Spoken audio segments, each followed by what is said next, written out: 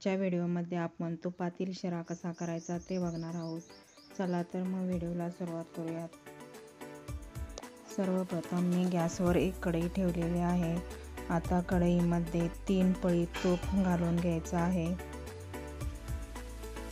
तूप गरम झाल्यावर त्यामध्ये 1 वाटी रवा घालून घ्यायचा आहे. हा रवा आपल्याला परतून घ्यायचा आहे. हा रवा आपल्याला सतत हलवत भाजून घ्यायचा आहे. मध्यम गॅसवर भाजायचा आहे. मध्यम गॅसवर भाजल्यामुळे रवा खाली लागत नाही, एकसारखा भाजला जातो व शिराही चांगला होतो, दिसायलाही सुंदर दिसतो.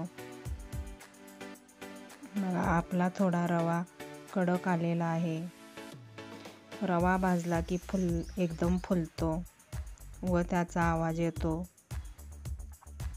आपला रवा भाजून तयार आहे. आता एका भांड्यात काढून घेऊ. मी कढईमध्ये ज्या वाटीने रवा घेतला आहे त्याच वाटीने 2.5 वाटी पाणी घेतलेलं आहे.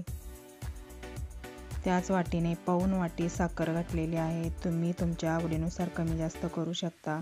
अर्धी वाटी सुद्धा घेऊ शकता. पाण्याला उकळी आल्यावर त्यामध्ये हा रवा आपल्याला टाकून घ्यायचा आहे.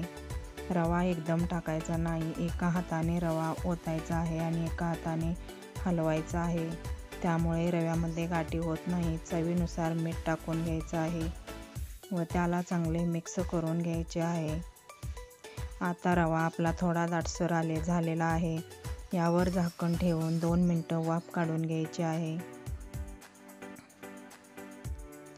बघा, आपला रवा एकदम फुललेला आहे आणि चांगला शिजलेला सुद्धा आहे. एकदम सुटसुटीत मोकळा झालेला आहे.